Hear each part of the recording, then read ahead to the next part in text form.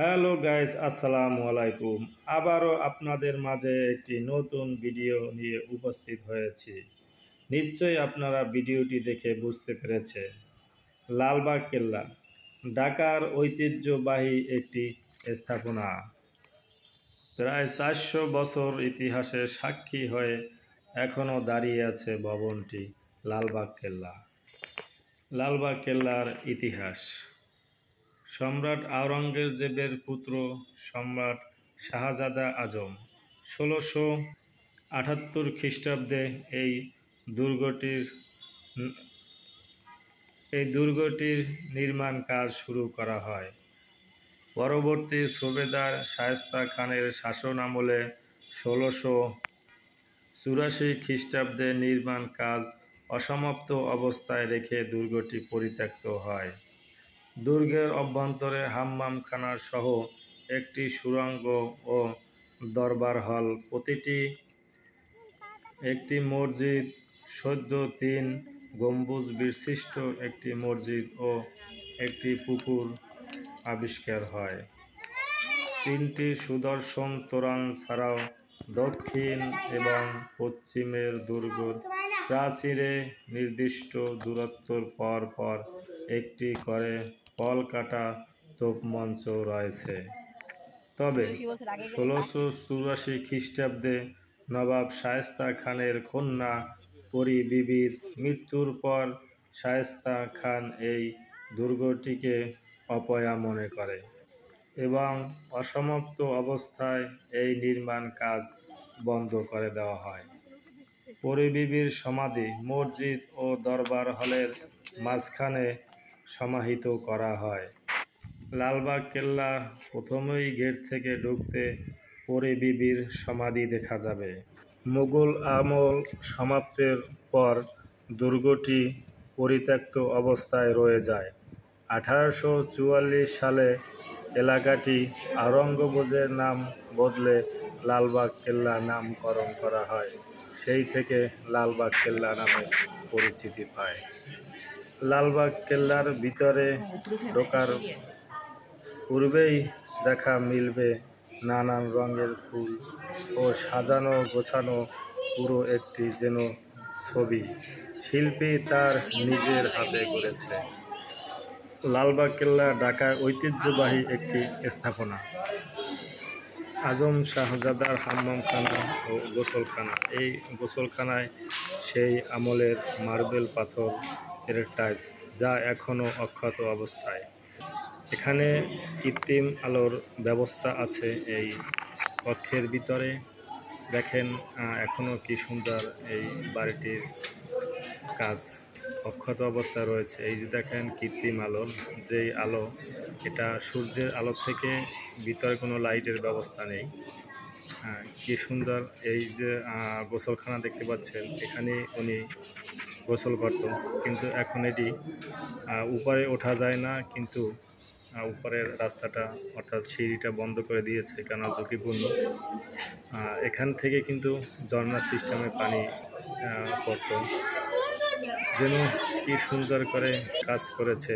এখানে পুরোই তথ্য দেওয়া আছে এই বিল্ডিংয়ের, কীভাবে তারা ব্যবহার করত, আসতো এখানে, কি সুন্দর করে কাজ করেছে। বর্তমানে কিন্তু এইরকম পুরানো বিল্ডিং আর দেখা যাচ্ছে না। তবে এই বিল্ডিংটি ঢাকা শহরের ঐতিহ্যবাহী প্রায় ৪০০ বছর পুরানো বিল্ডিং।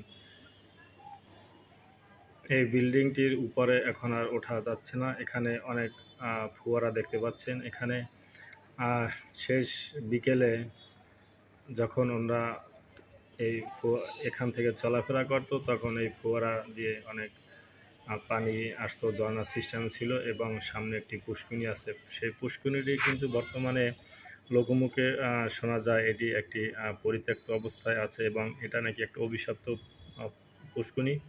তবে সেটা বলতে পারি না। তবে আমি এখানে নেমেছি, দেখলাম যে অনেক গভীর, তবে এটি কিন্তু পানি নেই এখন প্রায় শুকনা। তবে খুব ভালোই লাগে শেষ বিকেলে আসলে। এখানে সবুজ ঘাস এবং মুক্ত হাওয়া বাতাস, খুব ভালোই লাগে এখানে আসলে। আপনারা আসবেন, দেখছেন চারপাশে কি সুন্দর, মনে হচ্ছে শিল্পী তার নিজের হাতে গড়েছে। মুসলমান শাসকরা যে দুর্গ থেকে বাংলাদেশকে একটি বসবাসের নগরী হিসেবে গড়ে তুলেছিলেন, ঢাকার বুকে ইতিহাসের সাক্ষী হয়ে সেই দুর্গটি আজও দাঁড়িয়ে আছে ইতিহাসের সাক্ষী হয়ে। এখানে মির্জা বাঙালির সমাধি। শায়েস্তা খানের একান্ত বিশ্বস্ত সেনা অধিনায়ক ছিলেন। হিন্দু, বৌদ্ধ, খ্রিস্টান সকলেরই প্রিয় মির্জা বাঙালি। ঢাকার নিরাপত্তার ব্যবহৃত জিনিস এখনও ইতিহাসের সাক্ষী হয়ে দাঁড়িয়ে রয়েছে। ঘোরাফেরা করি মনের আনন্দে, তাই আপনাদের কাছে তুলে ধরি।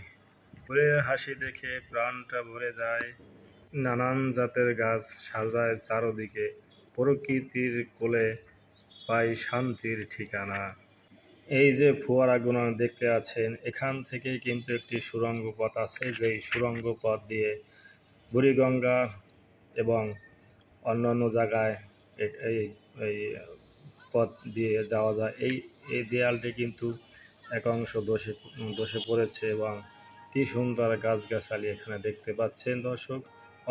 যেই সুড়ঙ্গের কথা বলেছিলাম দর্শক, সেই সুড়ঙ্গের পথে এখন নিয়ে যাচ্ছি আপনাদের, চলেন। আজকে আমি আছি এটা লালবাগ কেল্লায়। লালবাগ কেল্লার যে সুড়ঙ্গ পথ যেটার ব্যাপারে আমরা অনেকেই আগ্রহ জানার জন্য প্রকাশ করি যে এটার ভিতরে কী আছে না আছে। আমি আজকে আসছি এখানে ঘোরার জন্য। এখানে এই লালবাগ কেল্লায় সুড়ঙ্গ, এই সুড়ঙ্গ আমরা কথা শুনছি কিন্তু সুড়ঙ্গ দেখিনি, আসেন সুড়ঙ্গ দেখে। সেই সুড়ঙ্গ, যে সুড়ঙ্গ নিয়ে অনেকেই অনেক কথা বলে যে এটা নাকি বুড়িগঙ্গার সাথে একটা কালেকশন আছে। সত্য মিথ্যা আমি কতদূর সেটা আমি জানি না, তবে এখানে এক একজন এক এক কথা বলে। তবে এটা বিস্তারিত লেখা ছিল, এখানে মুছে গিয়েছে, এটা এখন দেখা যায় না। তবে এখানে নাকি একবার কুকুর ঢুকানো হয়েছিল পরীক্ষার জন্য, কিন্তু কুকুরটা নাকি মারা গেছে, কুকুরটা ফেরত আসে নাই, শুধু শিকলটা আছে। তা দর্শক কমেন্ট এটা জানাবেন যদি আপনি। পুরানো বাড়িটা গল্পে ভরা, কাহিনী ইতিহাসের ছোঁয়ায় মুগ্ধ হৃদয় পারা। বাতাসে ভেসে আসে ফুলের মিষ্টি গান, আনন্দ ভরে যায়, প্রকৃতির সাথে মিশে যায় মন। পুরানো এক বাড়ির সমৃদ্ধির ঠিকানা, ফুলে ফুলে ভরা রঙিন একটি বাগান। নানান জাতের গাছ আর নানান রঙের ছায়া, মন যেন ডুবে যায়। এটা না বুঝতে পারবেন না, অবশ্যই এখানে ঘুরতে আসবেন আপনাদের আত্মীয় স্বজন এবং ছেলে সন্তান নিয়ে। তবে আজকে আমরা সারাদিন যে ভিডিওটি এখানে দেখেছি, অবশ্যই আপনারা একটা মতামত দেবেন যে প্রকৃতি এত সুন্দর আর সুন্দর একটি স্থান প্রকৃতির কারে হারিয়ে যায়। এই গেটটি সেই 400 বছর পুরনো গেট, যেটা দেখতে একটি দোতলা বিল্ডিংয়ের সমান উচ্চতা। এখানে আসলে আপনারা দেখতে পারবেন এই সুন্দর সুন্দর জিনিস, এবং এরই নার্সারি আছে এখানে। এই পরিচর্যার জন্য এই নার্সারিটি করা হয়েছে। তবে চলে যাচ্ছি, কিন্তু যাচ্ছি না। আবার দেখা হবে কোনো এক ভিডিওতে, কোনো এক জায়গায়। সেই পর্যন্ত সবাই ভালো থাকেন, সুস্থ থাকেন। আল্লাহ হাফেজ।